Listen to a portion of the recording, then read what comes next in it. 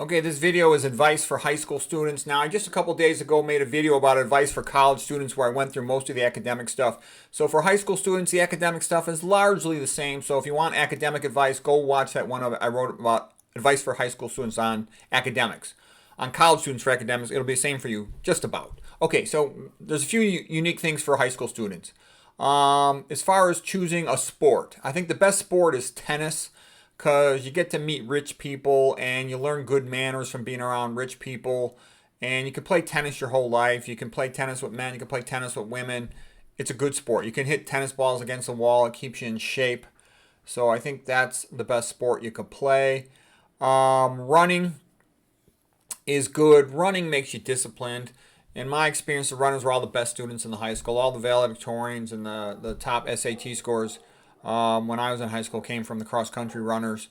Golf is a good sport. You meet rich people too, but I don't like the way they spray the grass with herbicide, so it stinks. But other than that, golf's kind of a good sport. I was a wrestler. I liked wrestling because it gets you in good shape. You know, when you're a wrestler, you're a tough guy. You're strong. You're in excellent conditioning. If you have a good coach, they'll teach you technique. If the coaches emphasize losing weight, then that means they're ignorant. They don't know what they're doing, and I would try to avoid them. Maybe don't even go out for the team if the head coach is like that. But learn practical skills. Lots of kids come out of high school and they really don't know anything. All they did in high school was memorize stuff for a test that they forgot, taking Scantron tests, and they're really grossly incompetent in life. It's going to be a difficult winter. I would try to learn skills that'll help you survive the winter and help your family survive. You're probably going to be living with your parents if you're in high school. So learn how to grow food. Learn how to purify water. Learn camping skills, survival skills, security skills.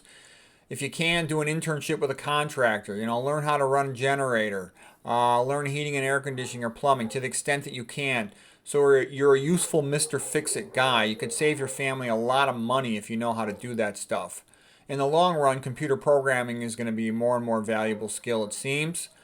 As far as an elective, you know, being on debate team is good. You get articulate, you can argue effectively. That's valuable in life.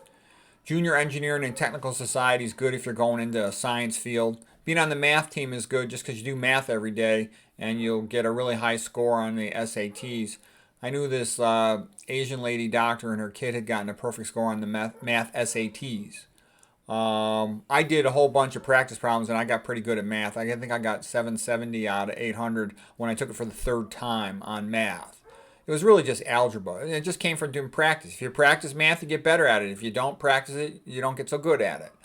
Learn study skills. Yeah, I talked about that. Auto maintenance. These are valuable skills. Again, you can save money for your family if you know how to at least change the tires on your car. And it's good to have an older car where you can do some of the maintenance, you know, maybe change the oil and stuff. And at least you have a variety of choices of dealers. Stay away from all this new stuff. New stuff is almost always bad. You know, for example, you get an electric car, then you have to go to the same dealer every time, and you know they're going to rip you off. I mean, it's pretty obvious. In my experience, if the dealer has a monopoly, they often rip people off. If you're looking for something to do in high school, working for the school newspaper or the school website could be a good thing. You want to be good at designing websites or writing. If you can write well, you could think well. It's a valuable skill, and you could probably debate well. Photography is a fun hobby. You could use it to learn something. You know, if you're going to be in biology, use it to learn about nature or something. Acting's good just in the sense that it helps you to be a good debater. I knew some guys that took acting when they were younger. They became great lawyers. Independent study, like if I was young again, I wouldn't even want to go to formal school. There's too much wasted time. I would just get a GED. But don't get me wrong, I'm kind of different, so your parents probably won't like me telling you that. But if I could just get the degree real fast and then focus on the high school diploma and then just focus on what I wanted to learn, I would find that preferable. I would maybe want some affiliation with the school to compete in sports. But high school is really, most of the teaching is kind of a big joke. A lot of people who graduate, the main thing they remember is how to type. So you figure that out for yourself, but I would say priority number one is figure out how to survive the winter.